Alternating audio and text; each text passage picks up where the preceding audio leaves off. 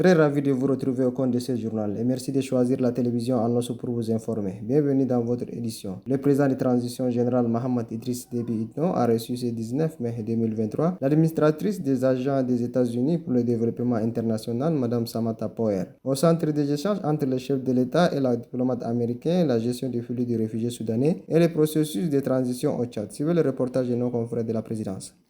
Elle a incarné des années durant le visage de la diplomatie américaine. L'ex-ambassadrice des États-Unis d'Amérique aux Nations Unies, Mme Samantha Power, est au Tchad avec la casquette des dirigeants de l'Agence des États-Unis pour le développement international USAID.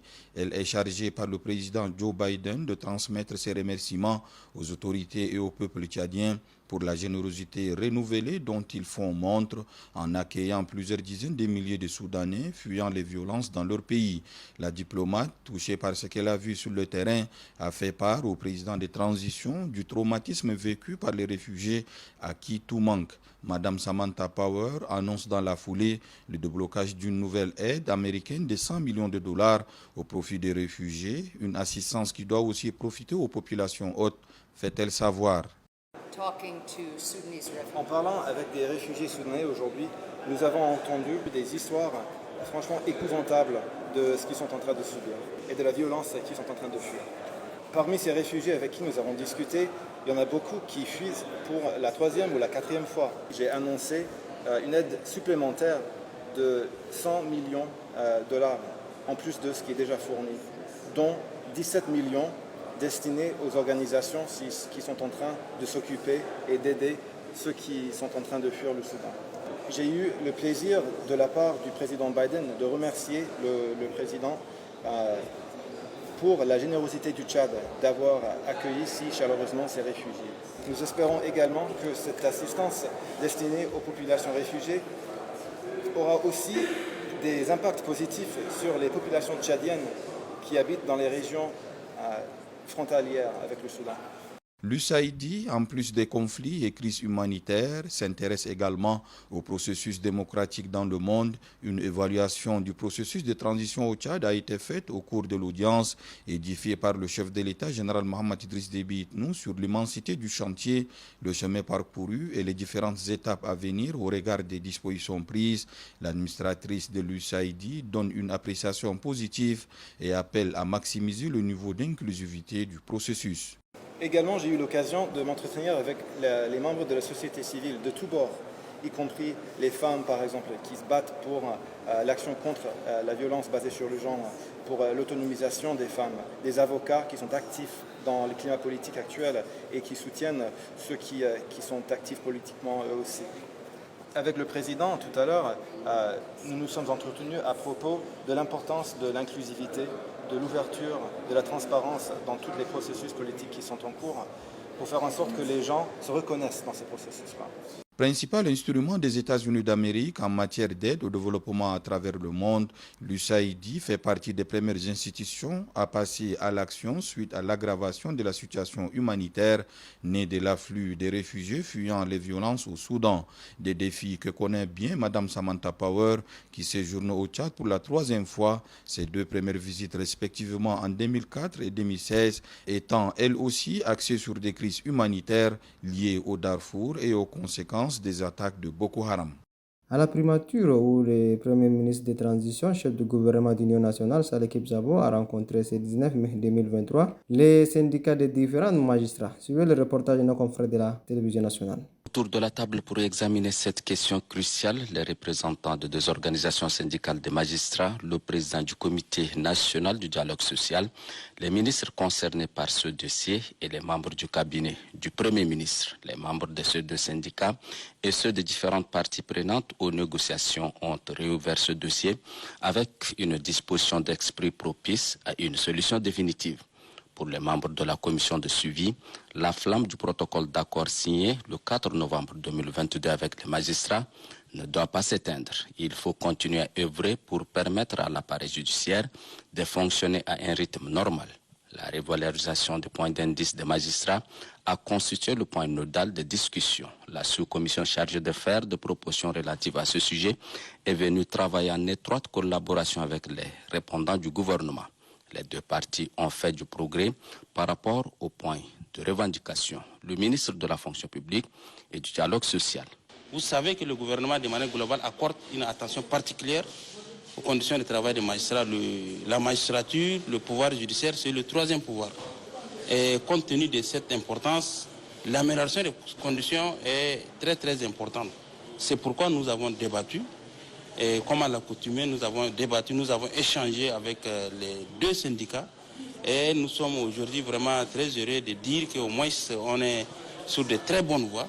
Et nous espérons, Inch'Allah, d'ici quelques jours, conclure carrément avec les différentes propositions et aller vers une solution définitive pour vraiment reprendre toutes les activités normalement, correctement, pour le bien-être et le bien de toute la population du Tchad.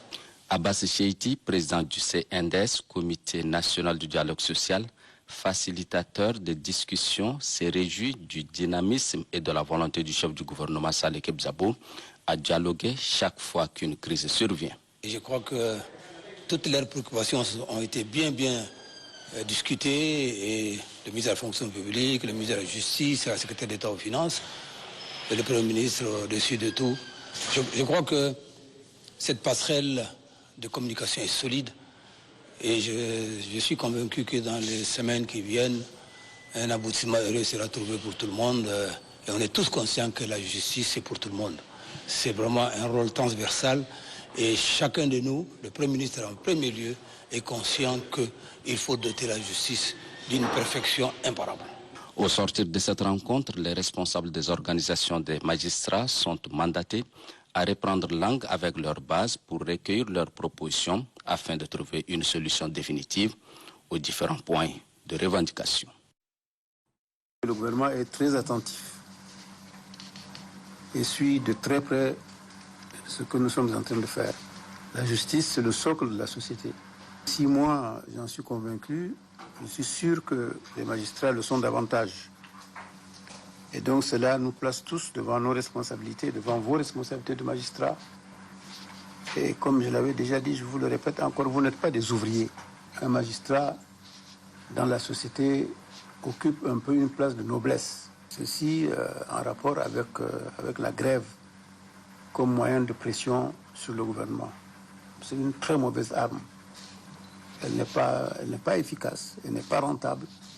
Et elle dévalorise la profession. La magistrature est l'un des métiers qui a le plus d'influence sur la marche de l'État, sur la marche de l'économie, sur la marche des affaires sociales. Je voudrais vraiment le répéter encore une fois pour que vous le disiez à vos camarades syndiqués.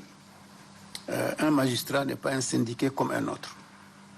Parce qu'un magistrat porte sur lui une lourde responsabilité des affaires de l'État, de la marche du pays. Et je ne pense pas que la menace par l'arme de la grève soit une bonne méthode pour les magistrats. C'est pas bon. Il n'y a pas un affrontement frontal entre le gouvernement et les magistrats pour que l'un ou l'autre ait raison ou tort. C'est pas comme ça que les choses se présentent. Il faut une conscience nationale par rapport à tout ce qui se passe autour de nous. Et puis le vice-président de la plateforme Tous Unis pour une transition face des reçus, M. Malum Yowede Djeraki, a fait ce 20 mai 2023 un point de presse relatif au communiqué du Conseil de paix et de sécurité de l'Union africaine publié le 11 mai dernier. Suivez un extrait du vice-président de la dite plateforme au micro de Moussa Mohamed. Suite au communiqué numéro PSC/PER/COM 1152 2023 du Conseil de paix et de sécurité de l'Union africaine, publié le 11 mai 2023 sur le rapport du comité des sages de l'Union africaine sur sa mission au Tchad, la plateforme Tous Unis pour une transition en phase de reçu, regroupant les forces vives, partis politiques, société civile, organisations de femmes, organisations de jeunes, organisations de personnes vivant avec un handicap. 1. Félicite le Conseil de paix et de sécurité pour ses positions exprimées au point 2 relatif à la prorogation de 24 mois de la durée de la transition, au point 5 saluant l'engagement des autorités de transition en faveur d'un gouvernement dirigé par des civils, et au point 6 invitant les autorités de transition à mettre en œuvre les conclusions du dialogue national inclusif et souverain d'Élysée. 2. exprime son vif étonnement quant à la position du Conseil de paix et sécurité relevée au point 3 qui souligne que les membres des autorités de transition ne doivent pas prendre part aux élections prévues. Ce point est en totale contradiction avec le point 6 rappelé si haut qui demande aux autorités de transition de mettre en œuvre les conclusions du dialogue national inclusif et souverain de Nice.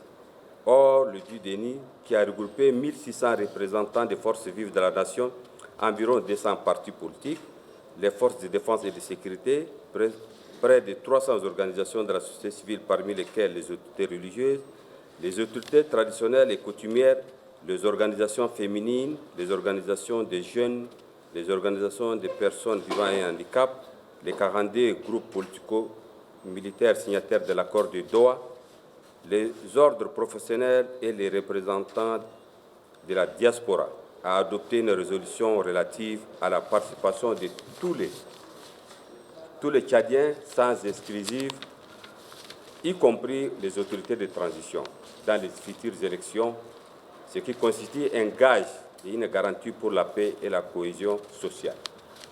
3.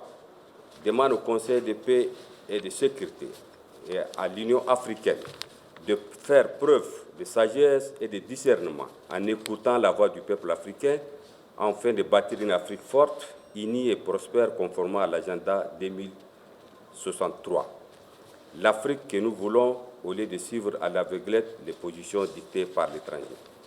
4. Exprime son soutien aux autorités de transition et réitère son adhésion totale et son attachement à la mise en œuvre intégrale des conclusions du dialogue national inclusif et souverain qui ont été entièrement soutenues par les populations qui sont sorties massivement lors de la visite que le président de transition, le général Mohamed Idriss Déby Itno, vient d'effectuer dans les 8 provinces du pays. Et sur ce, c'est la ferme de cette édition. Merci de l'avoir suivi. À demain, Inch'Allah.